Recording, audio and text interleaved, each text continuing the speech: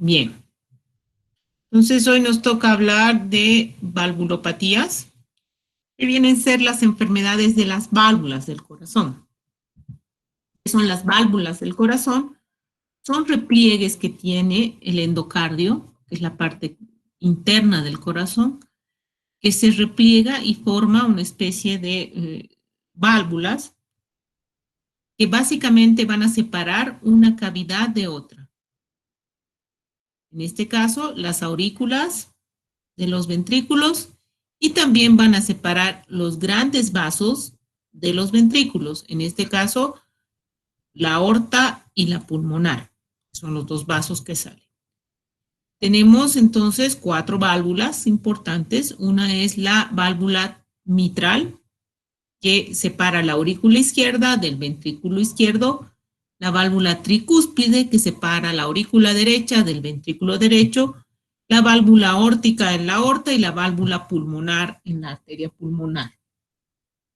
Estas válvulas tienen como función importante la de evitar que la sangre se devuelva de una cavidad a otra, ¿ya? O de uno de los grandes vasos hacia el corazón.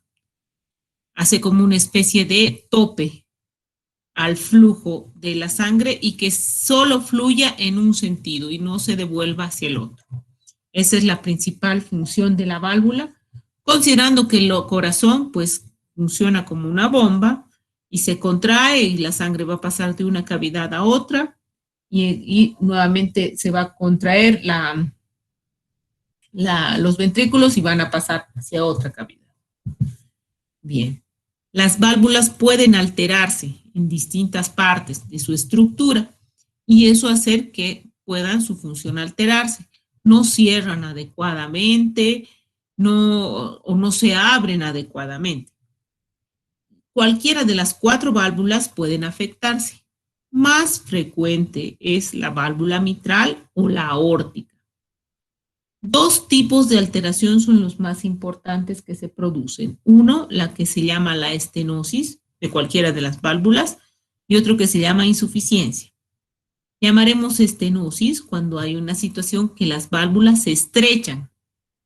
Se produce un estrechamiento en las válvulas, lo cual impide que la sangre fluya fácilmente de una cavidad a otra.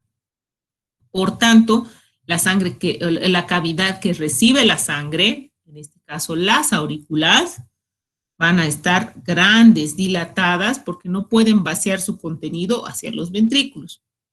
Y si la estenosis es una de las válvulas de los grandes vasos, va a ser el ventrículo, que va a estar grande, hipertrofiado, porque tiene que hacer más fuerza para impulsar la sangre por una válvula estrecha hacia los grandes vasos. La otra situación es la insuficiencia valvular. ¿A qué se refiere eso? Cuando las válvulas no cierran adecuadamente, queda como un escape de sangre. Y este escape de sangre es retrógrado hacia el flujo sanguíneo normal. Es decir, usualmente cuando se cierra la válvula, impide que la sangre se devuelva de la aurícula al ventrículo. Si hay una insuficiencia, pasará sangre del ventrículo a la aurícula. Y si es en los grandes vasos, pasará sangre de los grandes vasos hacia el ventrículo. Bien, acá lo vemos en un gráfico. En la estenosis, una válvula estrecha, entonces la cavidad que tiene que empujar la sangre por ese orificio estrecho generalmente aumenta de volumen, ¿ya? Se estrecha. Y este corazón recibe menos sangre, por supuesto. Y en la insuficiencia lo que hay es que la válvula no se cierra adecuadamente, entonces con la contracción ventricular, que no debería pasar, se devuelve sangre hacia la cavidad, en este caso hacia la aurícula. Si es de los grandes vasos, se devuelve igual hacia el ventrículo. Bien. Cualquiera de las 4 válvulas puede sufrir o insuficiencia o estenosis. La aórtica, la mitral, la tricúspide y la pulmonar. Más frecuentemente afectadas, como hemos dicho, la mitral y la aórtica. Vamos a ver primero todas las enfermedades de la válvula aórtica. La válvula aórtica es la válvula que separa la aorta del ventrículo. Es la valvulopatía más frecuente y es la que más frecuentemente se hace recambios, se hace cirugía.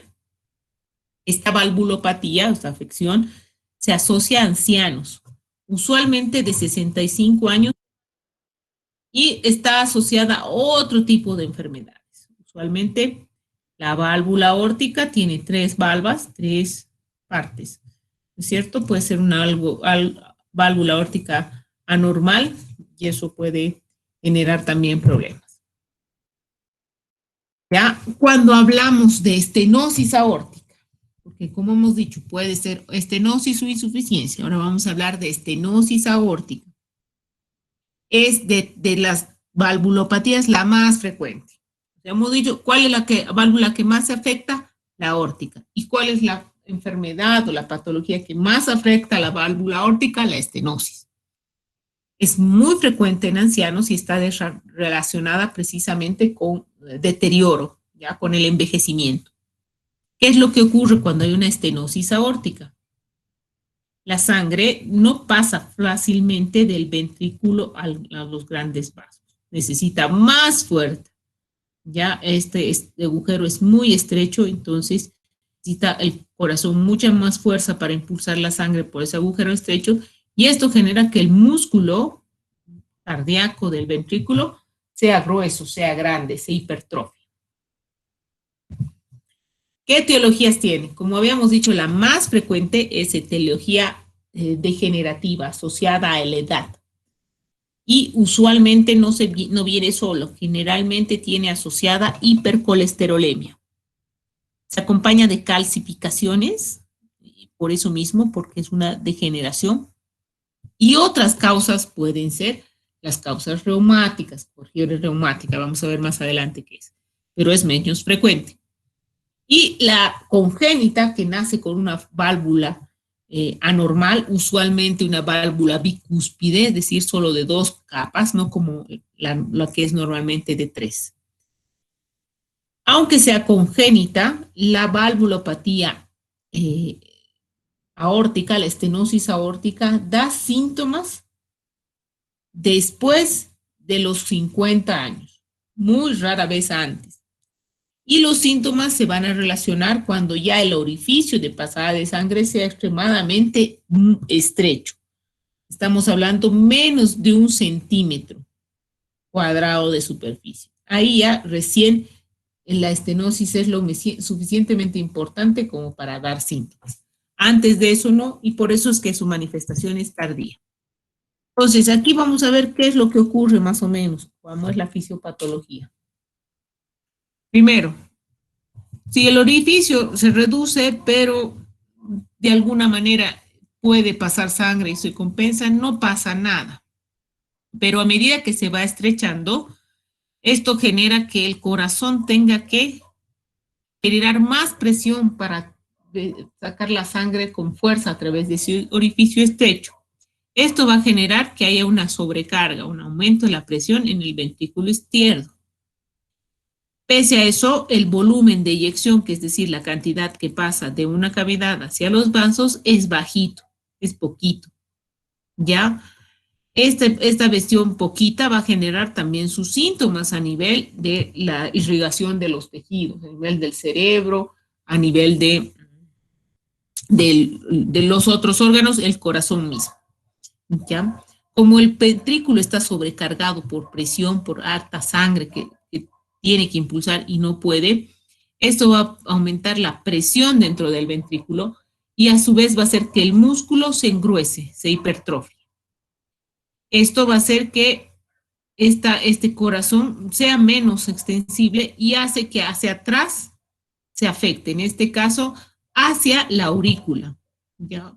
Corazón hipertrofiado, no pasa bien la sangre, se queda resto de sangre, esto hace que la aurícula también se afecte y se transmita la presión a la aurícula. Esta presión en la aurícula se pasa a los grandes vasos venosos, que son los que están llegando con sangre oxigenada, y hace que esta presión se transmita a toda la circulación pulmonar.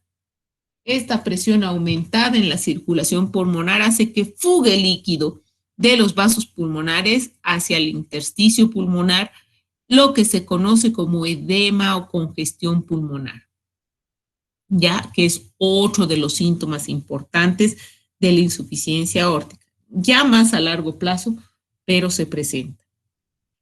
Y como habíamos dicho, hay una disminución del volumen de eyección. Eso va a afectar directamente a la irrigación de órganos importantes como el corazón y el cerebro. Y además, porque el ventrículo está así de gordo, grande, no se contrae bien, va a generar que las coronarias también estén comprimidas y no se llenen adecuadamente de sangre. Y esto va a generar una coronariopatía que se va a manifestar como angina de pecho o incluso insuficiencia cardíaca. Entonces, en este contexto, ¿cuáles son los síntomas que más pueden asociarse a estenosis aórtica? Como les decía, los síntomas son tardíos, después de los 50 años, cuando el orificio de la válvula sea menos de 1 centímetro. ¿Cuáles van a ser los síntomas? Primero, hemos dicho que no irriga bien a los tejidos, de los tejidos el principal el corazón. Entonces, un corazón que no se irriga bien va a tener una angina de pecho, es el primer síntoma. Va a tener disnea al esfuerzo y va a tener desmayos, porque quien más necesita sangre es el cerebro, no está pudiendo distribuir bien el corazón esa sangre. Algunos, si la estenosis sigue avanzando y es importante, puede presentar muerte súbita.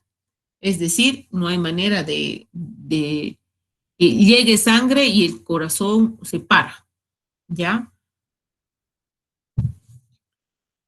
La otra patología es la insuficiencia aórtica, en el cual, en este caso, la válvula aórtica no cierra lo suficientemente bien y en cada contracción, cada impulso de sangre del ventrículo al grande vaso, a la aorta, se escapa, fuga cierta cantidad de sangre de la aorta hacia el ventrículo.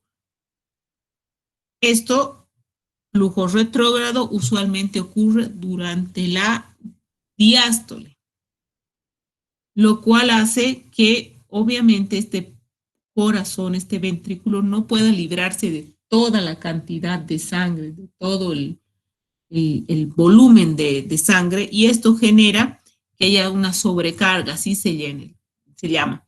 El ventrículo izquierdo está sobrecargado, más volumen.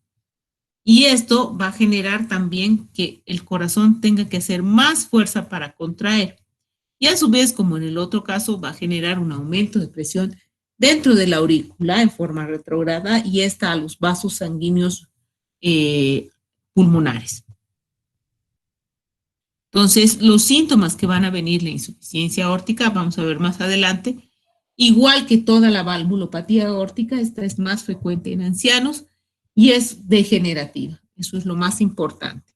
Un porcentaje también puede producirse por causas infecciosas, en este caso la endocarditis infecciosa. Entonces, ¿qué es lo que pasa en este problema? Como hemos dicho, en la diástole, cuando el corazón se relaja, la válvula no cierra adecuadamente y se devuelve sangre de la aorta hacia el, de la aorta hacia el ventrículo. Entonces, esto va a generar que haya un aumento de la presión del corazón, del aumento de la presión a nivel del ventrículo. Y obviamente, como fuga de sangre, cuando está impulsando la sangre hacia el resto del cuerpo, va a haber una disminución de la sangre a los tejidos. Ambas, disminución de sangre en los tejidos más aumento de la presión en el ventrículo izquierdo, va a disminuir la perfusión a nivel de las coronarias. Estas se comprimen porque no reciben suficiente sangre. Y eso va a generar una hipoxia en alguna parte difusa del corazón que se va a traducir en angina. Y como hemos dicho, la angina es una manifestación de hipoxia cardíaca. Si esta angina y esta estrechez va progresando, pues va a desarrollar el paciente una insuficiencia cardíaca y el corazón no va a servir como bono. Entonces, esa es una consecuencia. Una consecuencia es la angina, ¿no es cierto? Por hipoxia cardíaca. Otra consecuencia del aumento de la presión del ventrículo izquierdo es que este se va a dilatar, se va a hacer grande y va a crecer la pared, hipertrofiar. Y eso también aumenta las demandas del músculo cardíaco, que ya estaban apenas, y hace que tengamos hipoxia. El otro problema es, como les decía, la disminución de sangre a los tejidos, que en un principio se va compensando. El corazón aumenta la fuerza de contracción, hace que llegue más volumen, pero obviamente, como toda compensación, tiene su costo y no es para toda la vida. Puede durar unos años, que el paciente no va a tener síntomas y usualmente después de los 10, 15 años ya pueden aparecer síntomas. Y el principal síntoma es que va a aparecer un soplo, que se llama soplo aórtico, en el foco aórtico, y es un soplo en la sístole. Por eso es soplo sistólico. Es la primera manifestación de la estenosis aórtica. Perdón, de la insuficiencia aórtica. La insuficiencia aórtica, a la vez, por los síntomas clínicos, puede ser crónica o aguda. La aguda es más rara. Usualmente la clínica es más crónica. Los pacientes, mientras el corazón compense este flujo, pues no va a tener síntomas. Va a estar asintomático y esto puede ser largos periodos de tiempo y presentar los síntomas recién en adultos mayores, mayor a 60 años. ¿Qué síntomas van a presentar? Como hemos visto, el síntoma más frecuente es la hipoxia, la hipoxemia a nivel de los tejidos. Entonces van a ser síntomas relacionados con esto. ¿Cuál?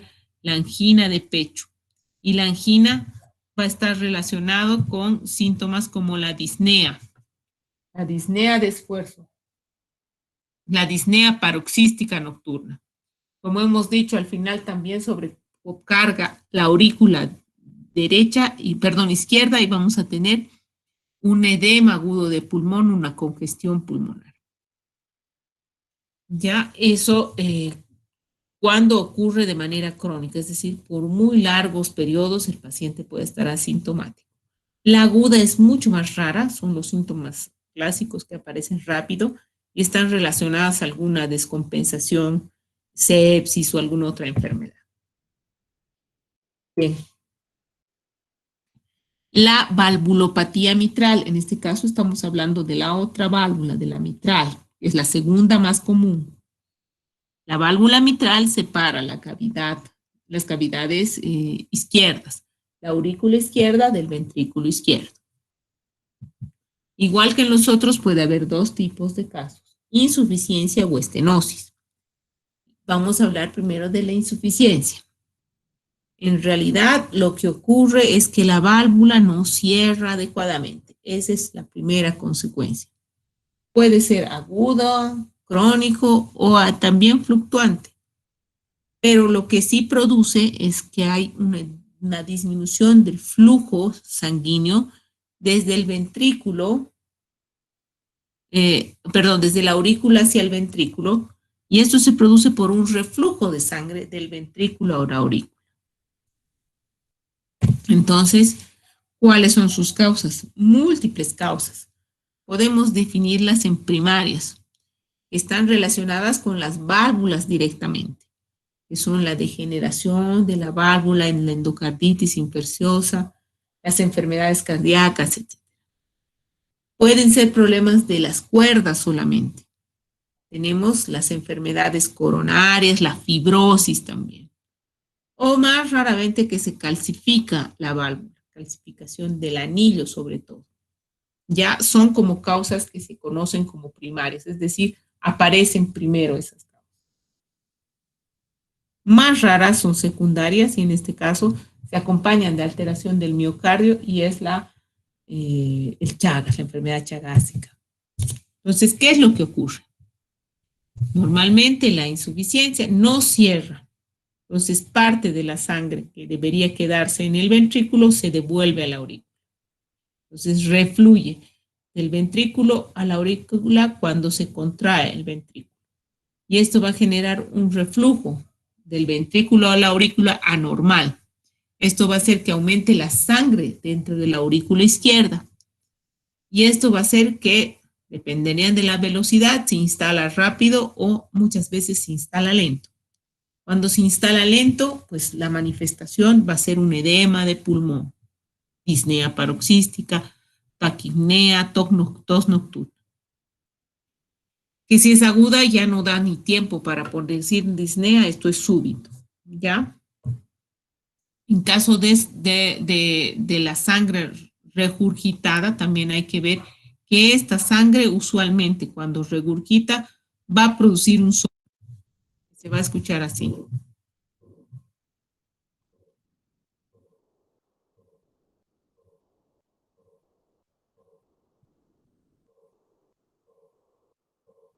Ya.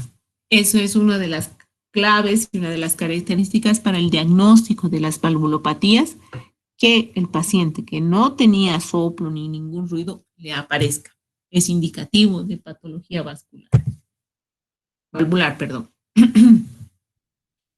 ¿Qué síntomas va a tener? Igualmente va a depender si es aguda o crónica. La mayor parte son crónicas y van a estar relacionadas con, primero, la congestión, el edema pulmonar, y va a estar relacionado con una mala perfusión también sanguínea a los tejidos, fatiga, debilidad, fibrilación auricular.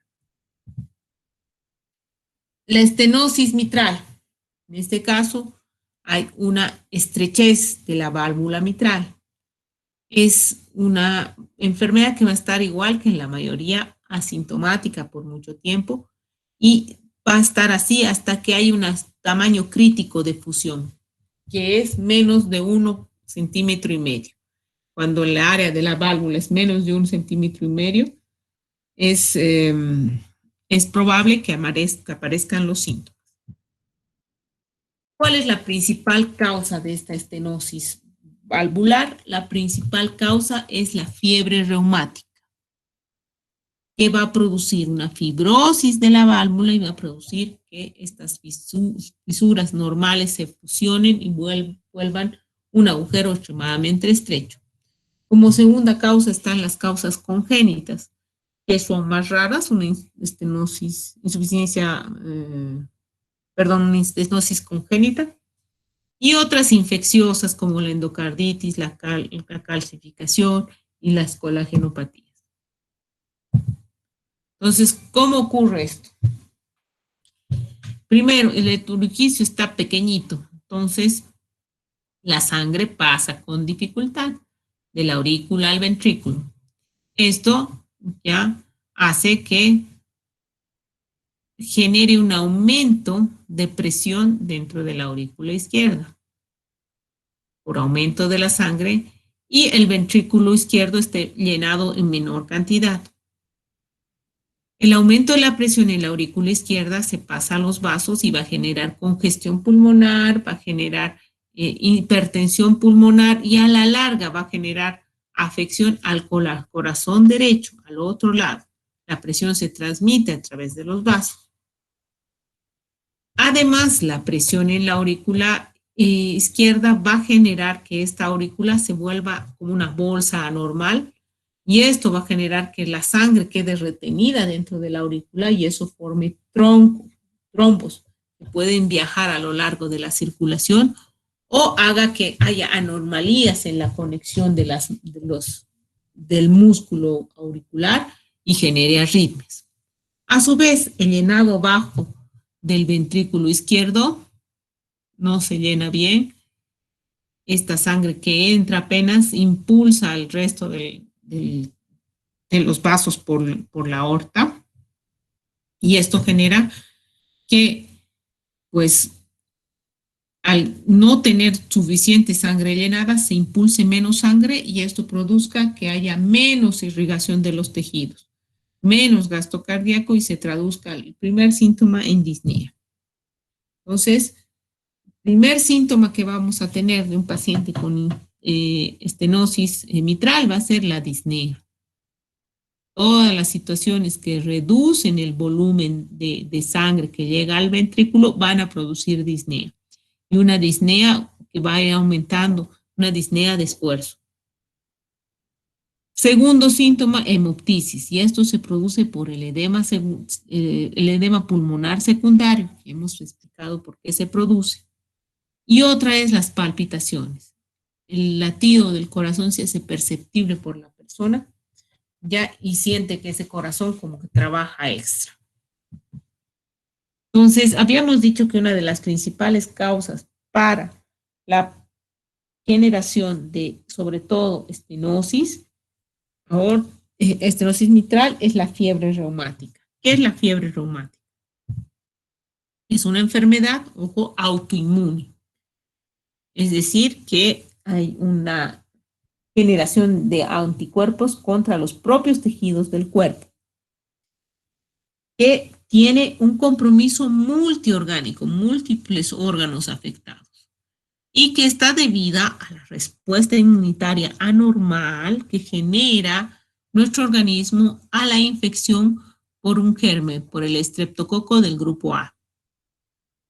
Ya es un germen que usualmente es saprófito, es decir, vive en nuestra garganta y que a veces se coloniza y genera una sobrepoblación.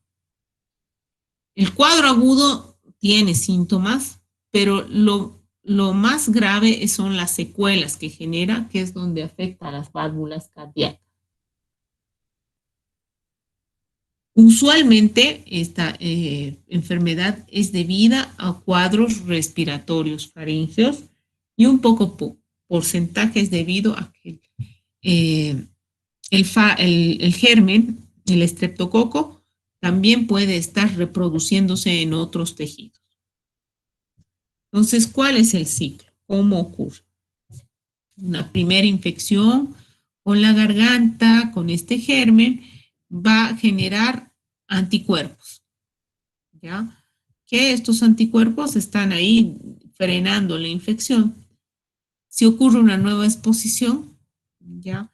Estos anticuerpos inmediatamente reaccionan y a veces hacen reacción cruzada, no solamente contra los componentes que están en la garganta, sino con otros tejidos. Y en este caso hacen compromiso del pericardio, que es la cubierta del corazón, hacen compromiso a las válvulas cardíacas, hacen compromiso al músculo cardíaco y hacen compromiso al endocardio. Y genera una serie de manifestaciones agudas que se pueden calificar con esta sigla, cáncer, agudos. La primera manifestación aguda es la presencia de un eritema marginado. Son áreas del cuerpo distintas que van a tener como esto, como un eritema, como un área enrojecida, ¿ya? Sin relación a golpe ni nada, aparece áreas enrojecidas en extremidades.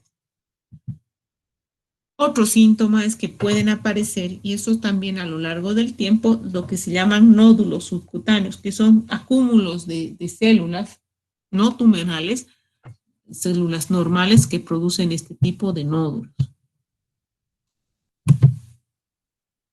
Tercer síntoma.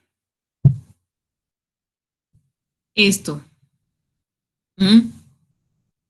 Eritema marginado también puede tener esta forma, como de un blanco, y distribución tórax y extremidades.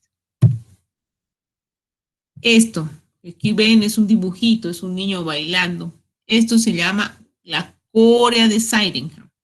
Es un tipo de alteración de los ganglios basales del cerebro que se produce por la reacción autoinmune en la fiebre reumática. Esta manifestación usualmente se ve en el curso de los 3 meses del cuadro y se pasa. Todos estos síntomas agudos tienen un tiempo de manifestación, usualmente unos meses. Después mejoran y se pasan.